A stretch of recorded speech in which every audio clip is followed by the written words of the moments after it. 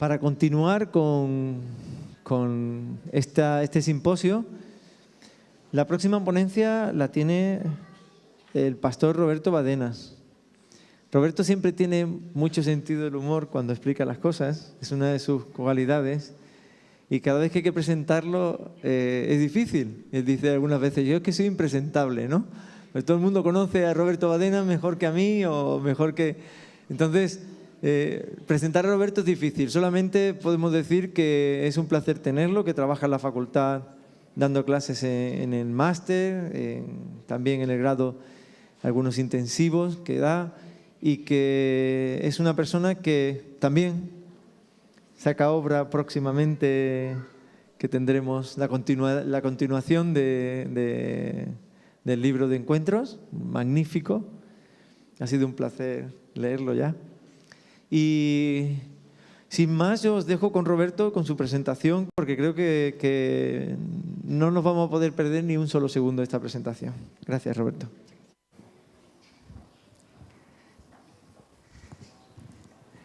Bueno, me perdonaréis el que yo me ponga de pie, pero es que si no, no veo mis propias notas y creo que será preferible que os pueda hablar así, aunque lo siento mucho si la estética del simposio se rompe, pero de todas maneras, si salía yo aquí a hablar, ya se rompía de todos modos.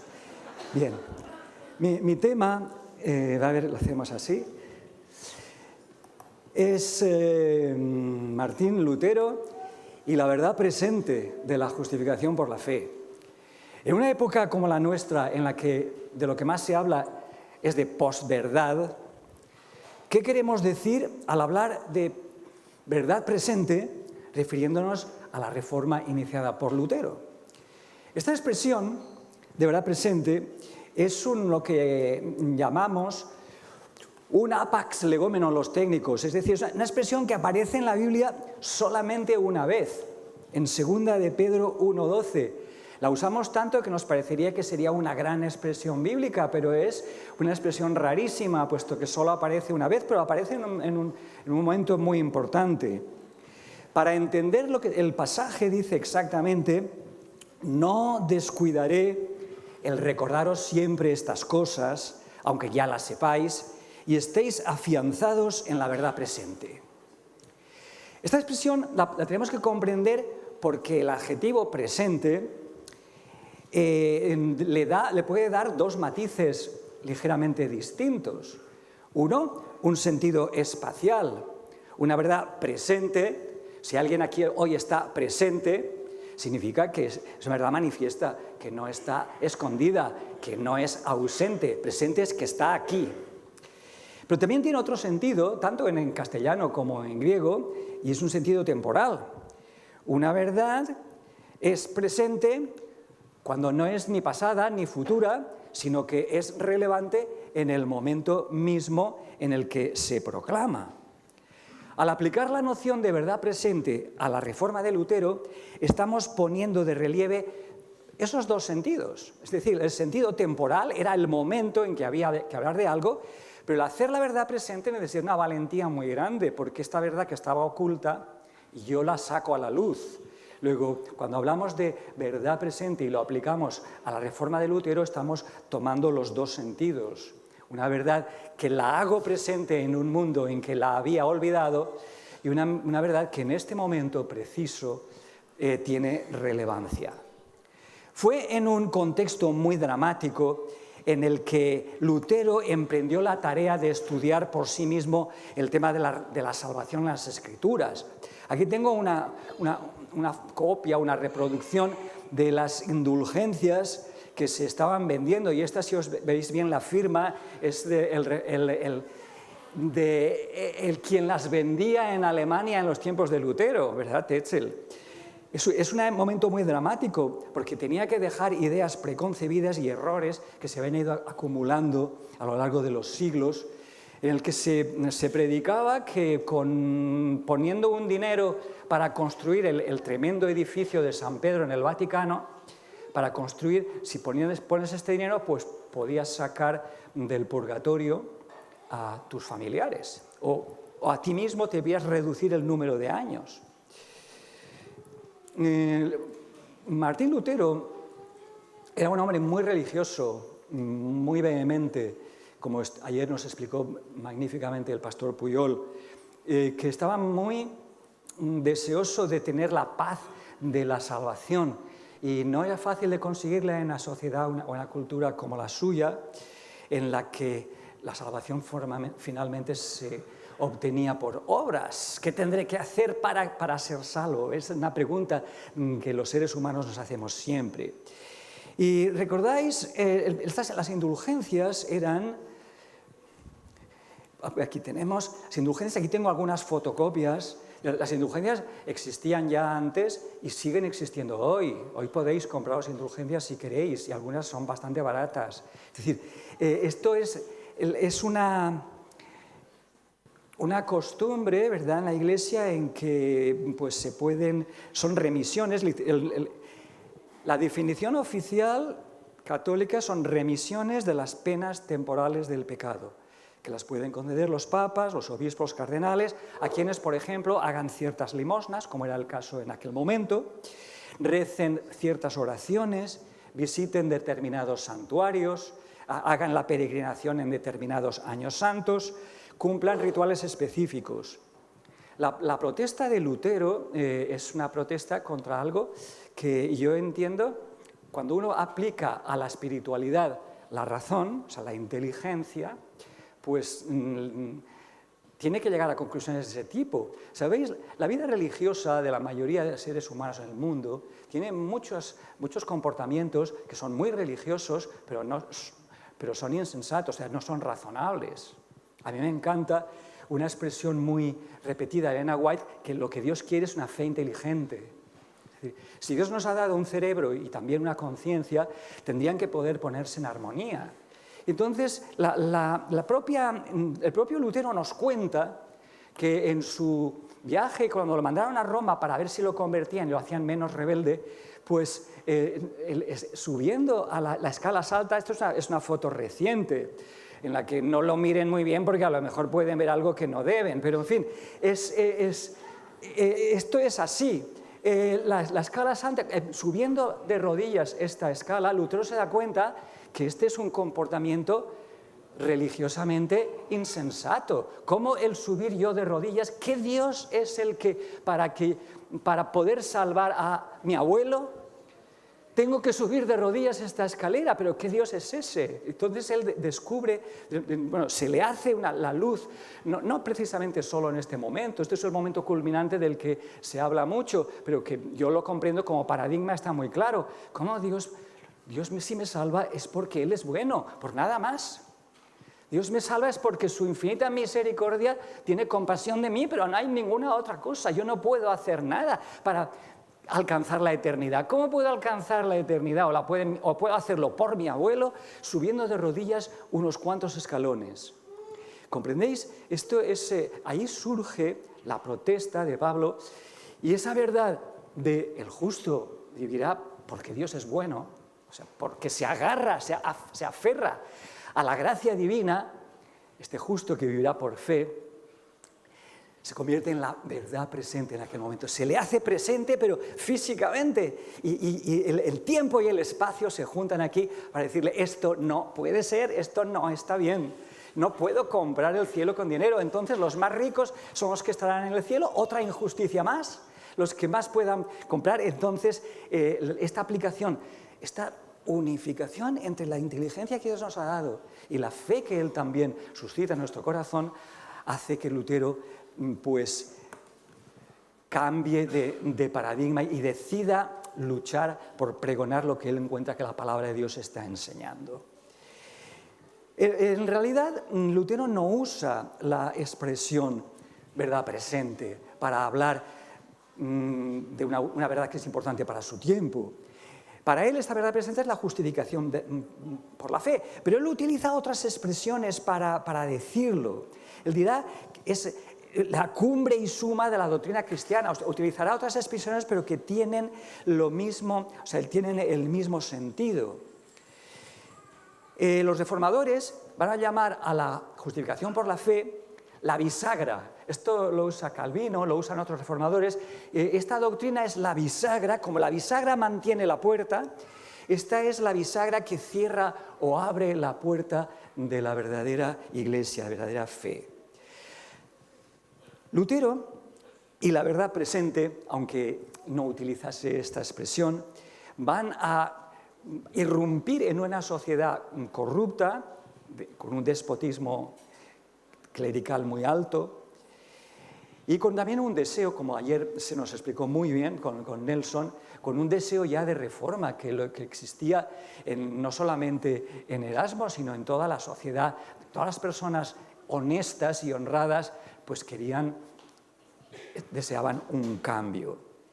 La reforma de Lutero va a ser una labor de depuración, que va a sacar a la luz, va a devolver a la luz doctrinas bíblicas que se habían perdido de vista en medio de una serie interminable de dogmas, de ritos, de prácticas y de tradiciones. La verdad presente de Lutero, en realidad la va a resumir en lo que Néstor nos ha dicho de los 5 solas, ¿verdad? Pero yo hablaré de ello un poquito más tarde. Es en su libro La libertad cristiana donde va a explicar qué entiende él por la justificación por la fe. La comprensión de Lutero sobre lo que significa la justificación por la fe se podría resumir más o menos en esto. Él lo formula de muchas otras maneras, no es la única frase. Un acto de Dios, o sea, es un acto de Dios, no mío, un acto de Dios, por el cual él declara que una persona pecadora es justa por su fe, es decir, por su confianza en la bondad divina, por su confianza en Jesucristo y no por sus obras, por buenas que sean. Esta doctrina muy pronto él mismo la empezó a llamar evangelio. Es decir, utilizar la palabra evangelio es la buena noticia. No tienes que flagelarte las espaldas, no necesitas peregrinar a Roma para purgar tus pecados. Dios es el padre del hijo pródigo. Le has malgastado la hacienda, pero te va a recoger si vuelves. Y este regreso de que Dios me pueda aceptar todavía, esa es la justificación por la fe. Dios me va a aceptar porque creo en su amor. A esta doctrina se la empezó, a llamar evangelio porque es la buena noticia de que Dios es amor, de que Dios nos ama. Por eso él la considera la sustancia de la fe, el fundamento sobre el que se basa la teología de la Iglesia de Cristo. Es la buena noticia de que el pecador no necesita comprar su salvación ni al contado ni a plazos, como era con las indulgencias.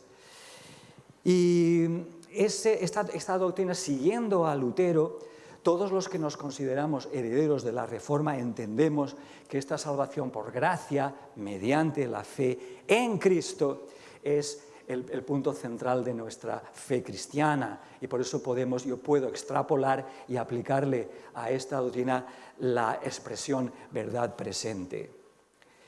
Estamos convencidos de que los reformadores tenían razón cuando colocaron el Evangelio y esta creencia hermosísima de creemos en el amor de Dios y creemos en que lo que Dios nos promete es cierto. Y esto nos hace evangélicos, entre comillas, en el sentido que nosotros tenemos que ser también proclamadores de este Evangelio. Y precisamente aquellos que aceptan este Evangelio, Lutero los considera, ellos son Iglesia de Cristo. La Iglesia de Cristo está en aquellos que se reúnen en torno a Cristo y lo aceptan por fe y aceptan su proyecto de vida para nosotros. Dijéramos que habíamos dicho antes que que Lutero desarrolla las tesis de Pablo enseñando en su universidad en Wittenberg, pero el momento, dijéramos, histórico, que es el que vamos a celebrar esta semana próxima, de los 500 años, es de aquel acto, un acto de valentía, de coraje, pero también es un acto de amor al pueblo. Estas personas que se estaban descapitalizando para poder reunir, dar todos sus ahorros a los que predicaban las indulgencias, que se estaban descapitalizando para que Roma tuviese el templo máximo de la humanidad. Entonces, este acto de Lutero, no lo veáis solo, no se tiene que ver solamente en una dirección vertical, es decir, esto es un error, sino también en el sentido horizontal.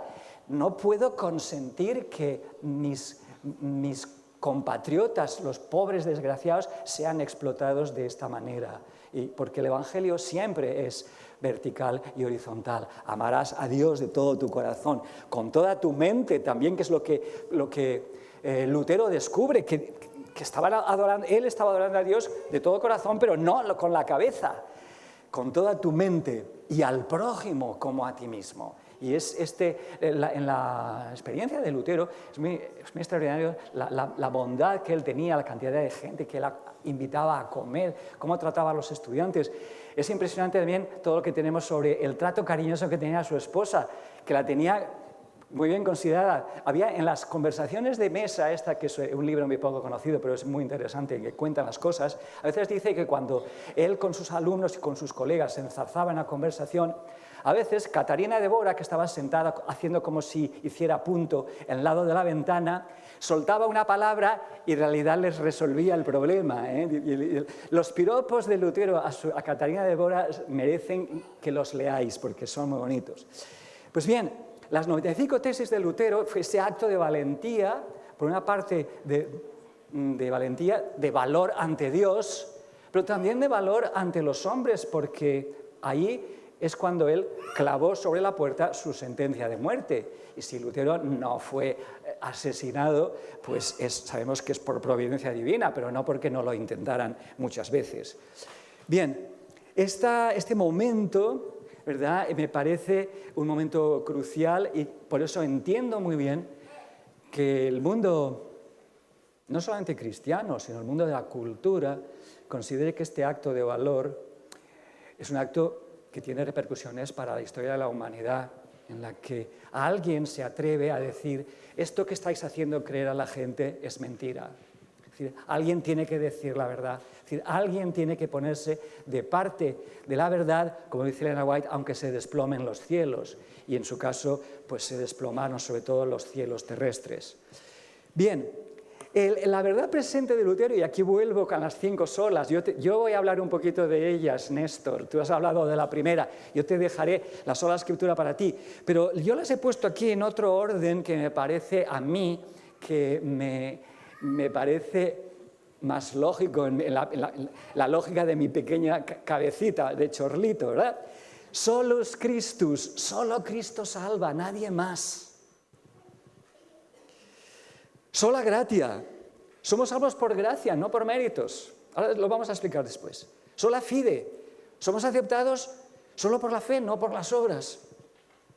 Sola escritura, no necesitamos nada más como norma de fe. Y soli Deo gratia, el mérito, la gloria es solo para Dios. Veamos rápidamente lo que comportan. Aquí tenemos las 5 solas, las vais a encontrar siempre en diversos órdenes. Aquí tenemos el orden de Néstor, primero la escritura, después la gracia, en fin, esto no tiene mucha importancia. El orden de los factores no altera el producto si todos los factores están ahí. Bien, aquí tenemos las 5 solas. ¿Qué podríamos decir, resumirlas, que entre ellas forman la verdad presente de Lutero? Vamos a ver la primera. Solus Christus. El único fundamento de nuestra salvación es Jesús, porque nadie puede poner otro fundamento que el que ya está puesto, que es Jesucristo. 1 Corintios 3:11 dirá Pablo, porque hay un solo Dios y un solo mediador entre Dios y los hombres, Jesucristo hombre. 1 Timoteo 5:2. Esto implica que el Evangelio encuentra su centro en la obra de Dios en Cristo. Este es su componente principal. La doctrina de la justificación por la fe describe lo que Dios hace en favor de la humanidad a través de Jesús. Es decir, esta justificación se sitúa fuera de nosotros. Se sitúa no en nuestras obras, nuestras rodillas subiendo escaleras, sino se sitúa en el centro del corazón de Dios. Este corazón revelado en el corazón humano de Jesús. Este Jesús que vino a vivir por nosotros, que murió también por nosotros, resucitó y ahora está en el cielo echándonos una mano para que le abracemos pronto. En tiempos de Lutero, la doctrina católica enseñaba que la salvación dependía de la Iglesia. Podía leer algunas declaraciones. Inocencio III. Una sola es la Iglesia Universal de los fieles, fuera de la cual absolutamente nadie se puede salvar. Papa León X, en el Quinto Concilio de Letrán, pertenecen a la Iglesia Universal fuera de la cual absolutamente nadie puede ser salvo. Concilio de Trento, ya después de Lutero. La verdadera fe católica fuera de la cual nadie puede salvarse. Así pues, en el contexto de Lutero, solo Cristo, solus Christus, significa que la salvación la tenemos en Cristo, no en la Iglesia, ni en la Virgen María, ni los santos que intercedan por nosotros, ni en mis indulgencias, ni en mi penitencia, ni en mis oraciones, ni en los sacerdotes, que son los que me absuelven, me salvan y me condenan, porque son los que me absuelven o me excomulgan, ¿de acuerdo? En Cristo tenemos nuestra única esperanza, nuestro único sumo sacerdote. Sola gratia. Si Cristo es el único que puede justificarnos, todas nuestras obras, incluidos nuestras penitencias, nuestros ritos, nuestras limosnas, no son nunca la causa de nuestra salvación. Esta es la obra, la causa de la salvación. Seremos salvos porque Dios nos quiere tener con Él, por su amor. En consecuencia, esta obra divina, Él la realiza en nosotros, Él. Lo único que yo puedo hacer como máximo es aceptar esta gracia divina. De modo que el mérito de esta salvación jamás puede estar en otra parte. Ni siquiera en mi propia fe, ni en mis buenas obras.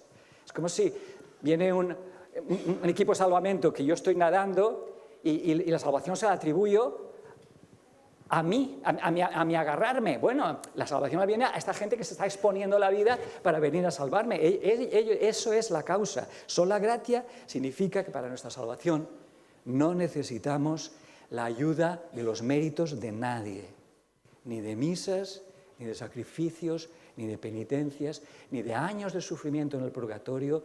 La gracia divina me basta. Lutero entiende que este perdón recibido de Dios pues hace que yo sea siempre justo porque Dios es bueno, pero pecador por mí mismo. Y la fórmula de Lutero, de simul justus et peccator, es decir, yo seré siempre hasta que el Señor vuelva, a la vez justo porque Dios me justifica, porque Cristo me justifica, pero por mí soy pecador, profundamente pecador, hasta mi muerte o hasta mi traslación. Sola fide. A ver, ¿dónde estamos? Sola fide. ¿Sí? Por la fe solo. Significa que los creyentes podemos acoger la salvación si queremos.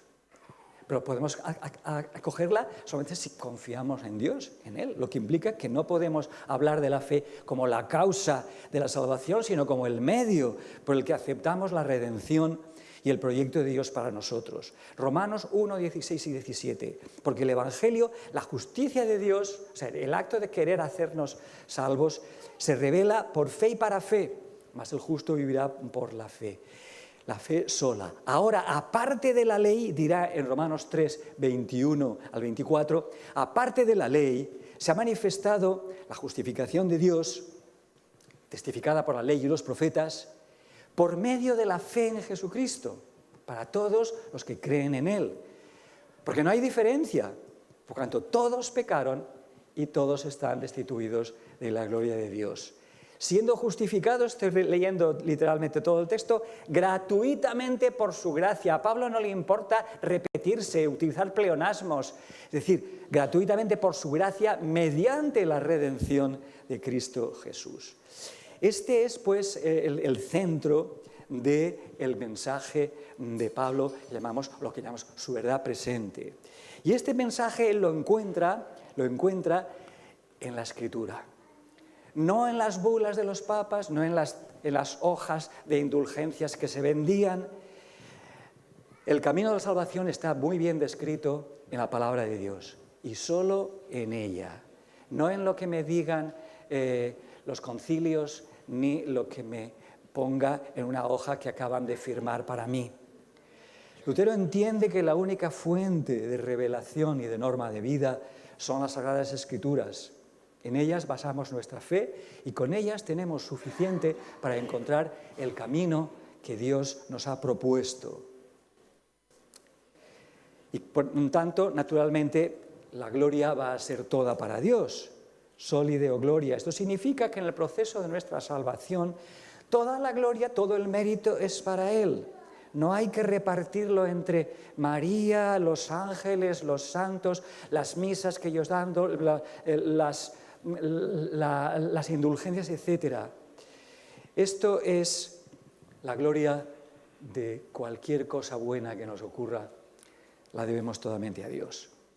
¿Qué pasó con la doctrina de la justificación después de Lutero? Pues bueno, nos hubiese gustado que la Iglesia Católica, después de esto, pues hubiese rectificado el tiro en algunos puntos. Pero el catolicismo siguió enseñando la salvación por la fe, más las obras, más la Iglesia, más los sacramentos, más la intercesión de María y de los santos, etcétera, etcétera. El Concilio de Trento fue convocado precisamente para ver qué hacemos ante la reforma. Y este concilio, que se reunió durante 18 años más o menos seguidos, en 1545 a 1563, ¿qué hizo? Sí, reformuló varios puntos de la teología católica, pero hizo poco caso de las críticas recibidas ni de Erasmo ni de los reformadores. Al contrario, más bien tomó medidas para acabar con las protestas y con las reformas, echando mano de la Inquisición. Las posiciones de Trento no han sido revocadas en el siglo XXI, en el año 2017. Siguen en vigor y son vigentes en su seno. En realidad, el concilio reafirmó y radicalizó las posturas católicas más controvertidas. Por ejemplo, aún exageró más con las cuestiones de autoridad papal, la relevancia del culto de la Virgen, que se proliferó muchísimo más a partir de entonces, de los santos, el valor meritorio del celibato se añadió aún. Y entonces condenó exactamente todos los puntos distintivos del protestantismo: interpretación de la Biblia, limitándola al magisterio eclesiástico, sacerdocio universal de los creyentes, afirmando el sacramento del orden y, naturalmente, la doctrina de la justificación por la fe, que fue tremendamente condenada. Puedo leer aquí el canon 11 del Concilio de Trento. Si alguno dijere que el pecador se justifica con sola la fe, entendiendo que no se requiere otra cosa alguna que coopere para conseguir la gracia de la justificación, sea anatema. Esto todavía está en vigor. Claro, somos salvos por fe más las obras. No, nosotros creemos que justificamos por la fe, te dirán, pero no te dicen más las obras, ¿verdad? Es muy triste el calvinismo, pues esta doctrina de justificación por la fe, la doctrina de sola gracia, fue tan maravillosamente acogida que la gracia excluye todo, hasta incluso, en cierto sentido, hasta la fe, ¿verdad? La salvación por gracia sola, hasta el punto que, pues, estamos ya predestinados. O sea, Dios lo que quiere es salvarnos a todos y nos ha predestinado a ser salvos. Entonces, la función de la fe queda eclipsada, incluso en el calvinismo. Podemos poner más cosas. Muchos evangélicos, por otra parte, enseñan la salvación tan por fe que con un solo acto de fe que hagas en tu vida, una vez salvo, siempre salvo.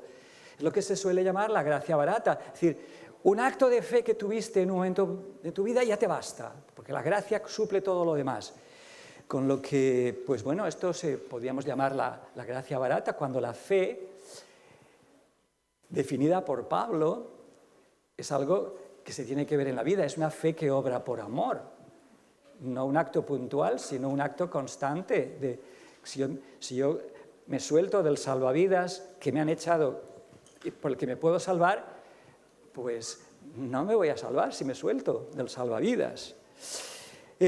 Otros enseñan la salvación universal, luego no hace falta ni gracia, o sea, solo gracia, No hace falta ni fe, ni escrituras, no hace falta nada, porque Dios es tan bueno que nos salvará a todos. Como veis, el esfuerzo de Lutero ni fue aceptado por muchos, yo diría en la mayoría, ni sigue no siendo comprendido.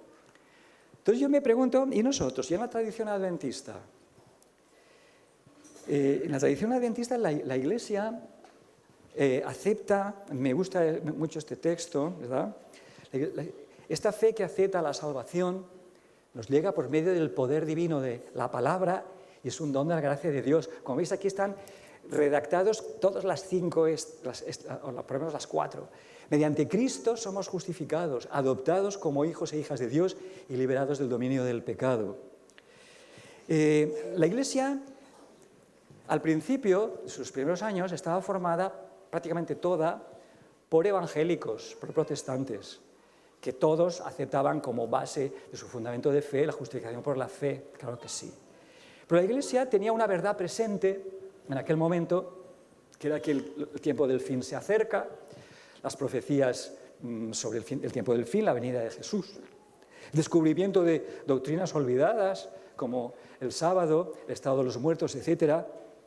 Y en 1888 se reunió en Minneapolis para discutir, no tenían un credo los adventistas estaban descubriendo la Biblia, iban descubriendo cada vez nuevas verdades. Pues Elena White misma llegó un tiempo en que durante muchas de las revelaciones, profecías que tenemos, o sus primeros escritos, Elena White guardaba el domingo todavía, o creía en creía en la mortalidad del alma y naturalmente comía cerdo durante muchos años. En Minneapolis mismo, el año 1888, se estrenó esta capilla, que es la primera capilla bonita que construyen los adventistas. Pero construyen en la sala pastoral, hay un cenicero para que el pastor apague el cigarro antes de salir. ¿Comprender? La Iglesia ha ido descubriendo las verdades poco a poco.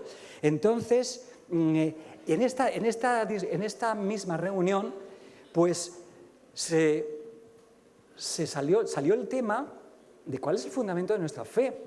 Porque muchos de los creyentes estaban creyendo que soy salvo si guardo el sábado, si no como cerdo, si hago esto, si hago lo otro, y estaban desplazando el énfasis de cosas que todas son buenísimas, pero son cosas que son frutos de la gracia o canales de gracia, pero lo estaban desviando del centro, que es la justificación por la fe en la bondad, en la divina, en el amor de Cristo. Y allí dos profesores muy jóvenes, que eran Elliot Wagoner y Alonso Jones, que eran los editores de la revista Señales de los Tiempos, insistieron en que tenemos que, por favor, nos llaman legalistas, pero es que ni siquiera estamos afirmando algo que es tan básico. Y estos jóvenes tuvieron el apoyo tremendo de Elena White, que reconoció que es cierto, nos estaban acusando de legalismo, pero a veces con mucha razón. Y así que ella, sus libros especialmente, si queréis regalar libros de la Elena White madura, es decir, aquella que ya ha comprendido plenamente el Evangelio, no se os ocurra regalar primeros escritos, sino El Camino a Cristo, que aquí Sea Feliz os lo ofrece a precios extraordinarios y con muchas formas muy bonitas. Hasta hay una con mandelas para las personas que quieren relajarse y encontrar no solamente una terapia espiritual y mental a la vez. Esos son los libros últimos, los libros en que Elena White concentra su evangelio, que se llaman Camino a Cristo y El deseado de todas las gentes. Esos son los libros que escribe ella exactamente para esto. Este es el evangelio que necesitamos por fin. Bien. Y allí en sus palabras ella tiene, si las leemos, vemos que ella resume muy bien las 5 solas. En la actualidad los hombres se han alejado mucho de las doctrinas y preceptos de las Sagradas Escrituras y se hace muy necesario volver al gran principio protestante. O sea, Elena White reconocía la deuda para con los Lutero, la Biblia, únicamente la Biblia, como regla de fe y conducta, ¿verdad? Solo Cristo. Los adventistas del séptimo día, dice ella, debieran destacarse entre los que profesan ser cristianos en cuanto a levantar a Cristo ante el mundo. Cristo y su justicia, sea esa nuestra plataforma, la misma vida de nuestra fe. Mirad si insiste. El sacrificio de Cristo como expiación del pecado es la gran verdad, alrededor de la cual se agrupan todas las otras verdades. La centralidad de la obra de Cristo en la teología adventista podéis leerla en algunos de los libros principales, ¿de acuerdo? Sola gratia. Todo lo debemos a la gracia gratuita y soberana. En el pacto la gracia ordenó nuestra adopción. En el Salvador la gracia efectuó nuestra redención y nuestra regeneración para ser coherederos con Cristo. Sola fide. En común con los cristianos conservadores y los credos protestantes históricos, creemos que el hombre es justificado por la fe. Esto forma parte de las creencias adventistas. Naturalmente, y como consecuencia, toda la gloria toda la gloria es para Él. Todas las cosas creadas declaran la gloria de su excelencia. No busco mi gloria, a que me envió.